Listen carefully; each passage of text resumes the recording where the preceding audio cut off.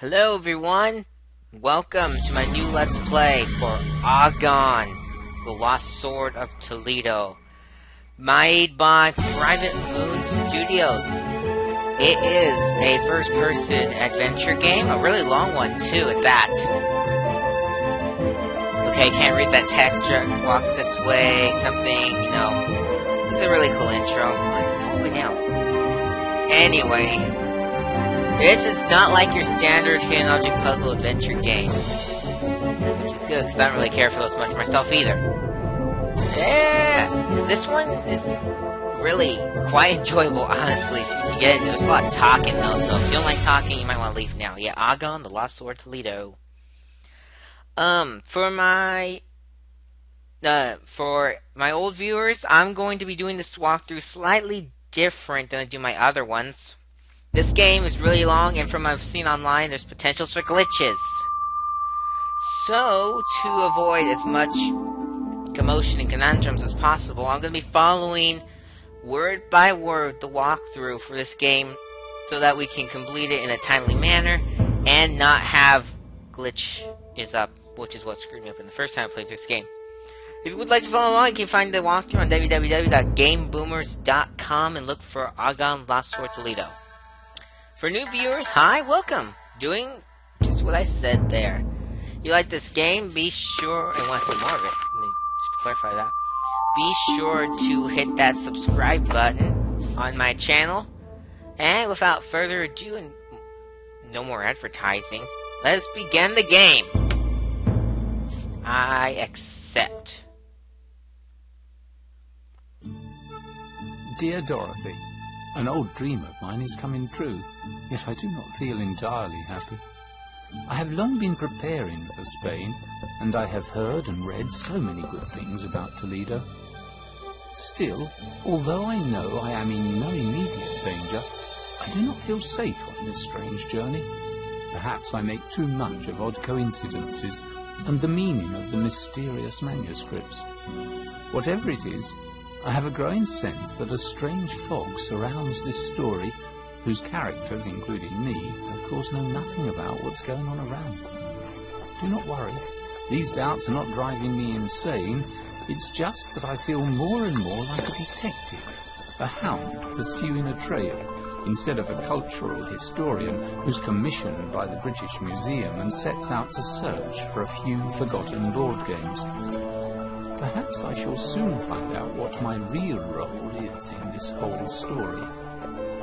I am on the last stretch of an unpleasant coach journey in which my only fellow passengers are a rather rough priest and my unquiet thoughts. Soon we shall arrive in Toledo. Your letter reached me at the hotel in Madrid. Thank you very much for the idea. I shall look up your old drawing teacher, Mr. Salvador Diaz-Valencia. I believe he will be helpful in my search for the descendant of the cursed family, a man by the name of Candelas. Your loving husband, Samuel.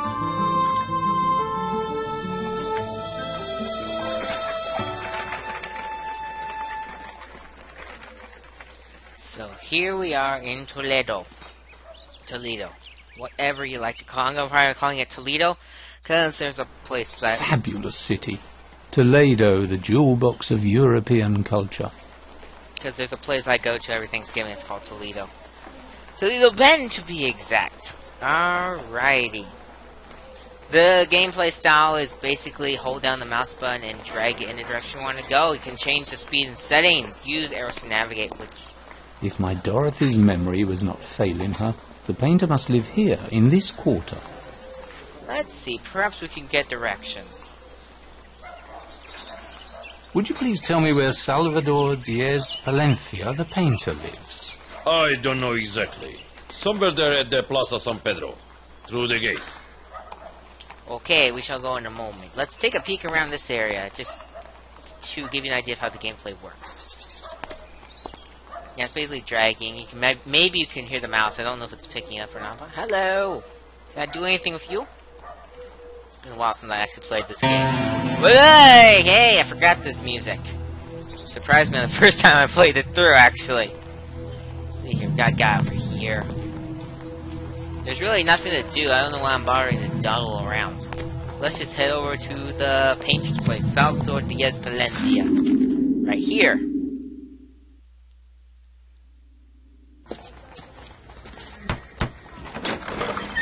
Yay, Good afternoon. cartoon animation. You must be Professor Hunt from England. I've been expecting you. Please come in.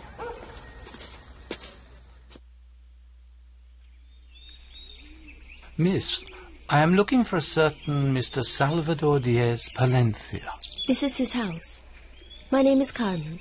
Carmen Diaz Palencia. Unfortunately, my father is no longer alive. I know. Your kind wife sent a letter, and I consider it my duty to help my father's old friends. I will be indebted to you. I'm very sorry. I didn't know. Of course. How could you have known? My father died of tuberculosis approximately 1 year ago.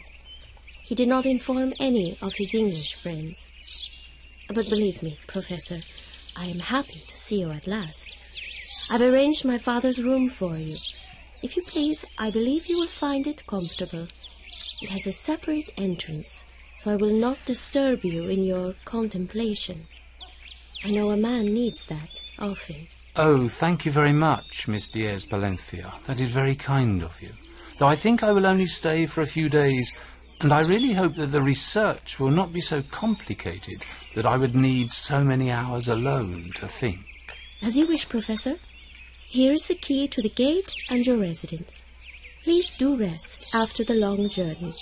I wonder why she keeps her key in her upper sleeve. Anyway, next 10 hours of this episode are going to be talking to Miss Diaz Palencia. I don't know if I'm going to be crafty when I'm done in editing, but if I remember, and I honestly quite feel like it, I'll give you a skip button so you can get back to when we'll be doing most of the exploring. If I don't, you can use the video timeline thing to scoot ahead. If you like being bored to death, let's talk about the life of Salvador Diaz Palencia. Please tell me about your father. I myself have only heard about him. Yes, your kind wife. Well, my father was born here in Toledo. He studied to be a painter, and he was an excellent trumpeter. It was his great wish to see London, the very heart of European culture. So he traveled after finishing his studies and soon settled down in England. He worked as a teacher for children of wealthy families.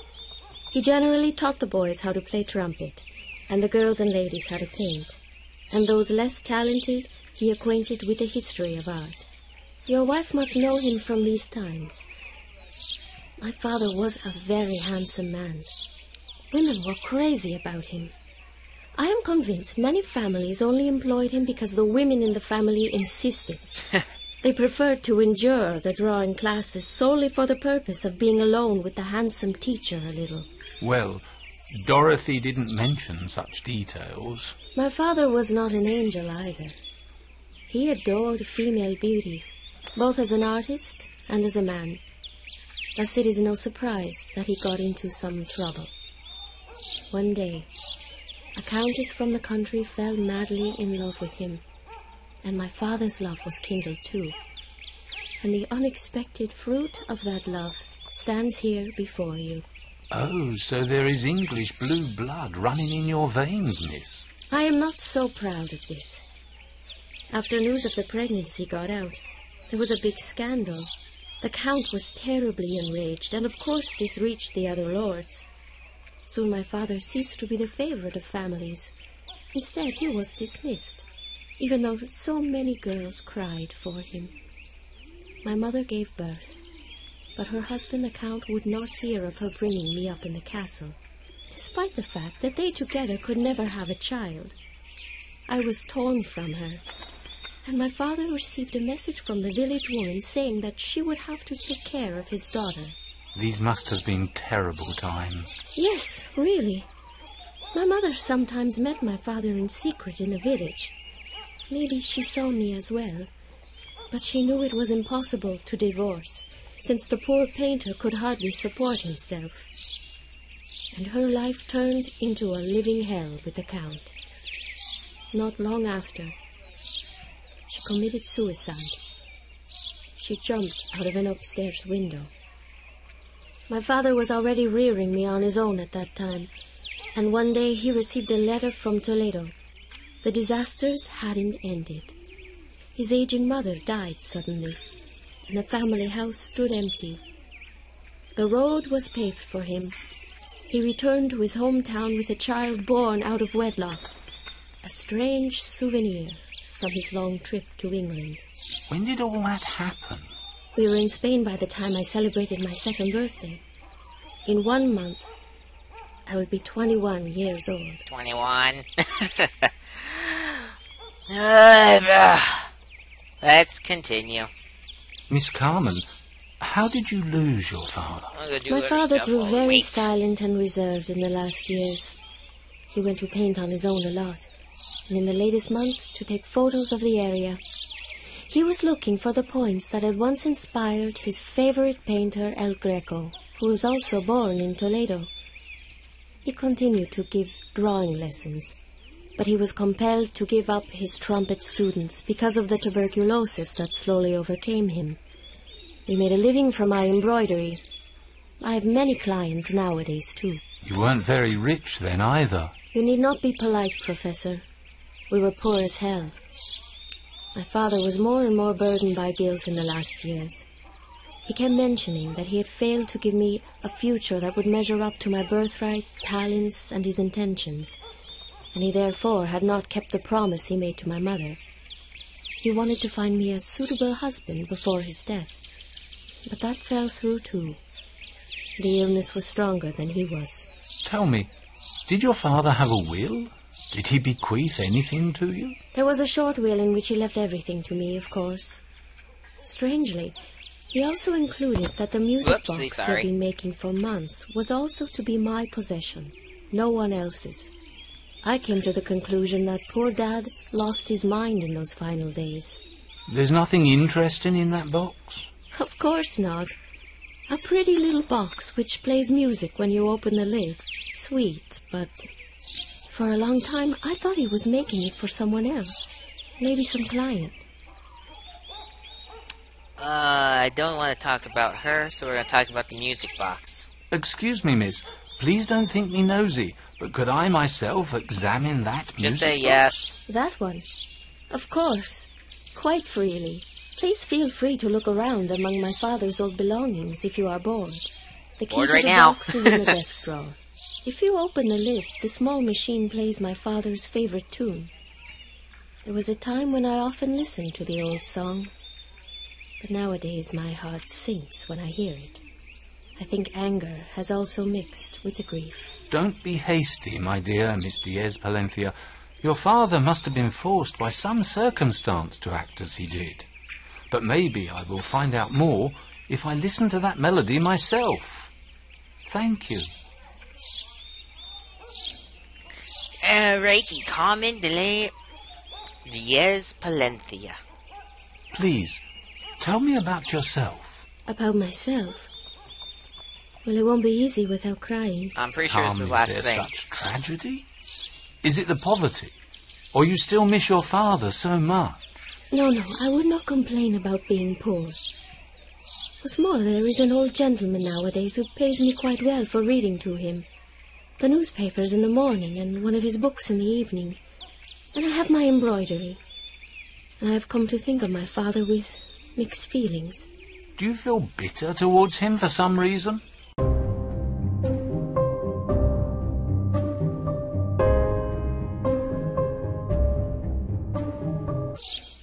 All right, let's try this all over again. Could say that. That is, really, I don't know what to think. Something's happened lately. But, Professor, can I trust you at all? Miss Diaz-Palencia, you considered it your duty to look after me as though I were someone you long knew and did not know. So allow me, in the place of your father, and in exchange, to protect and help you as a father would, while I enjoy your hospitality. Please continue. Maybe telling me a few things could be useful. Thank you, Professor Hound. So a few weeks ago, I heard someone knock on the door. It was the most influential man in the area, old Alonso Garcia de la Rica and his son Eugenio, and they were waving a document carrying my father's signature. The paper said that if my father is unable to find a husband for me whose estate matches the worth of our house before I turn 21, then all our possessions are to be transferred to the Garcia de la Rica family, and I must marry the ugly and feeble Eugenio. Oh, that is astounding. And did you get a good look at your father's writing and signature? It wasn't forged? It was his original handwriting, without a doubt. Mr. Alonso mentioned some bet, resolution or promise, but I was in such shock and understood little of what he said to me. Naturally. The gentlemen left rather quickly, and of course they took the document with them. Also naturally. And your father never talked to you about this? No, never. Whatever his reasons were, he should have told me. He was a coward, may he rest in peace. Miss Diaz Palencia, you are a pretty young girl. I'm sure you have suitors, and not just one, but many. Can't one of them save you from this forced marriage? Look, Professor, maybe I would have suitors, but I am willing to marry only one man. The blacksmith's assistant who lives nearby has been a good friend of mine since I was a child. We have loved each other since we were born. My father wasn't against our marriage because he was friends with his father, and his mother was my nanny in my early childhood. That is what I am talking about. Couldn't you marry this young man? No, I cannot. On the one hand, he's dirt poor, let alone having an estate equal to the house. And on the other hand, all our hope has gone up in smoke as he has been jailed. Ah, swell. He has been charged with the theft of valuables. Like well, what? then he may not be the best choice. No, Professor. I am convinced that Francisco is innocent. It's just that we are so unlucky, both of us. Oh, you shouldn't cry. Maybe the situation is not so bad. There is no hope left. Please, Professor, you seem to be such a kind person. Help me. I don't know how and by what means you could help, but I would be grateful if you could save me from this hopeless situation. Otherwise, it is not worth living anymore. Come, don't say such things, my dear. You must not give up. I'll see what I can do. I mean, we're not a priest or anything, but I'm sure we can do something. Hopefully. Well, to tell you a little about my research, I'm looking for a family, that is, a living descendant. According to the old scripture, the name is Candelas. Candelas? That is Francisco's family name. His full name is Francisco Candelas. Theirs is an old family of swordsmiths, and they have been citizens of Toledo for centuries. How lucky! I say, you see, this research really won't take long in this city. And who is the youngest man in the family? Let me guess. Francisco. Yeah, Francisco. He has no brother. His sister died in infancy a long time ago. But you have little chance of meeting him, Professor. As I said, he is in the city prison and not for very long. In a few days, he will be taken to Madrid for questioning, and he may be lost to us. Well, the situation is really worrisome. Alright, let's see. Where is the home of the Candelas family? I said. Could you please tell me where I can find the Candelas family That's residence? not really what I said. It's just 2 corners from here, at 9 Calle de Aranjuez. There you will only find poor Isabel at home. Cool. We'll visit Isabel in the next episode. Miss Diaz Palencia, please tell me anything you know about the theft that has resulted in Francisco's imprisonment. I have a feeling this is yet another of the trials I must endure. There is no such thing as chance. So about 10 days ago, there was a big commotion in the neighborhood. A valuable ornamental sword had been stolen from the Garcia de la Rica palace. You know, they are the ones who had come here with my father's letter. Originally, the sword had been crafted by Francisco's grandfather, Francisco has been working in the palace recently, so they suspected him. He has been accused of attempting to steal back the family heirloom which his father gave as a present to the wealthy Mr. Alonso. But the scoundrel knows about our love, and so he accused him of taking the sword, since with it he could get at least half of the value of our house. Thus there would be a chance to get married before the deadline, my birthday. And how has your beloved responded? Does he deny the charges? Of course. I admit, Alonso's suggestion also crossed my mind. But Francisco looked me directly in the eye and said he was innocent of the theft. And I believe him. I see. We are done. Okay, I'm going to save real quickly. Because I am not, I repeat, not going through that shenanigans again. Okay, for those of you who hit the skip button, here's a brief recap of what we talked about. Yeah, I see. Got the key, and then, we talked about the life of Salvador Diaz Valencia and his romantic liaison with married Countess. Carmen will be 21 in 2 months. They are poor. Salvador Diaz Valencia willed everything to Carmen, including the music box he had. We also learned that the tune to the music box is one of her father's favorite tunes. We also learned about Carmen's problem and the paper signed by her father willing her off to a husband who can stay matches to work for the house before she turns 21 in 2 months. Alonso de Garcia de la Rica was going to get property. She used to marry his son Eugenio, or however you pronounce that. Then we learn about Francisco, the blacksmith she loves. He's in jail now for theft, but she believes he is innocent. He supposedly stole something of great value, but we don't quite. I don't think we know about that. I realized I wasn't paying attention to the conversation that much. Anyway, let us get on with moving about the new adventure. Got a nice garden over here. Nice plants. Miss Diaz Valencia is undoubtedly a caring and patient person. Yes. Alright, this is the painter's room. This door must be closed, but for all that, I must try to enter it without permission. We got permission. In we go. Perfect. Well, this is more or less how I imagined it. Mr. Diaz Valencia could not deny his attraction to England. I must admit I would have been glad to meet him. Yeah, too bad. Let's see, let's take a peek around. Let's see. Oh, hello, look. Not even out of the first episode I've already had 2 glitches. I think I might try reinstalling the game when we're done here. Mr. Diaz Valencia's diary, which he used in teaching the trumpet. Yeah, I think these are all just like stuff about like oh, money, can we take it? No. Yeah, looks like it's about the classes that he taught. We also talked about how he was a trumpet person. My dear friend, congratulations on your birthday. Allow me to give you this strange present. Another box of fine cigars to make you the happiest person on a special occasion. However, I design... okay, I don't feel like reading all that.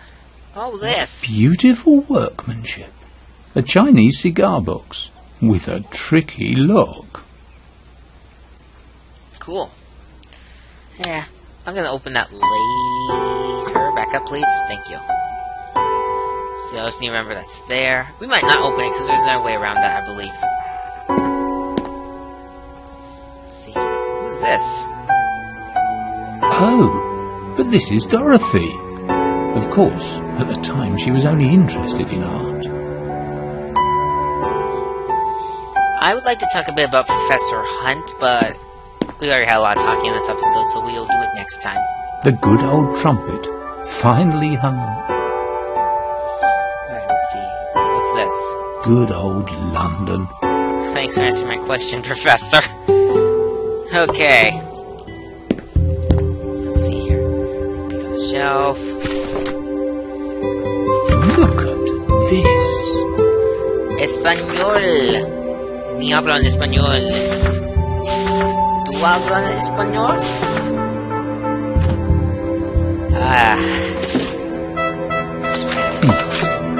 Interesting. Yeah. If I was more learned in Spanish, which I will be at the end of this next school year, maybe I could read this to you. Oh, English. Useful reading. We'll let Professor Hunt read that. There should be more books. Yeah, like this one. Let's see. Interesting. El Greco. His life and his works.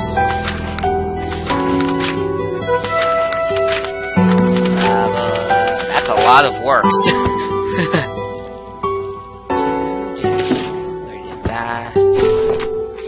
Mastered. I think we did that too. And no more reading. Okay. Let's move forward. Well, here it is. This will be that strange music box.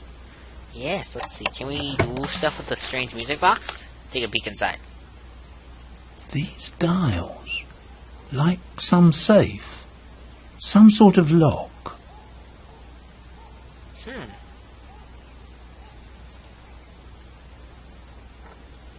Okay, let's see here. We're trying to open this, I believe. Let's see. No, this can't be the right code.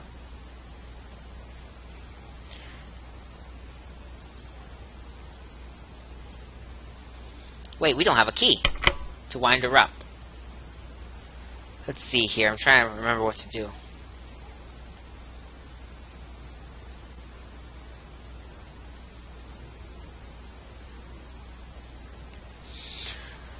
Okay, we can't do that yet. We need the winding key. I was just kind of looking through, trying to see if maybe I could do something with it, but we need the winding key. Oh, what's this? Oh, music. I can read music. Can you read music? Locked. Perhaps some lumber room is inside. Oh, Professor, it's not a lumber room. Where's forward? There it is. Let's see here. Maybe there's something over here that I missed. Pictures. Trunk. No, the piece I didn't miss anything over there. Let's see, easel. Oh, how was this?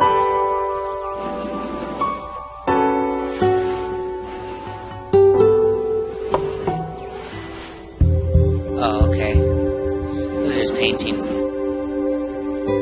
Cool. As if they were the sketches for the same work. What if they are, Professor? Did you think of that? I think that's that. I'm gonna put the inventory away. It's a Chinese box.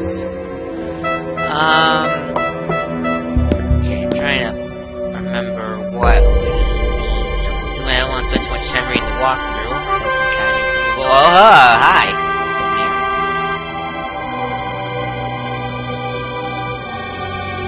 Bed. Let's see here. I think...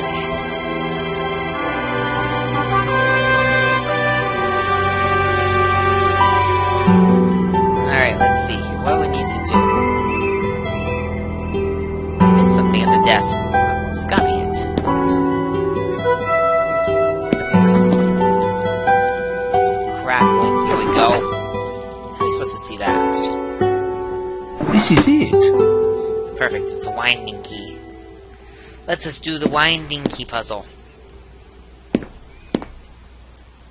Oh, it's really not a puzzle. Oh, it actually worked. I didn't think it would.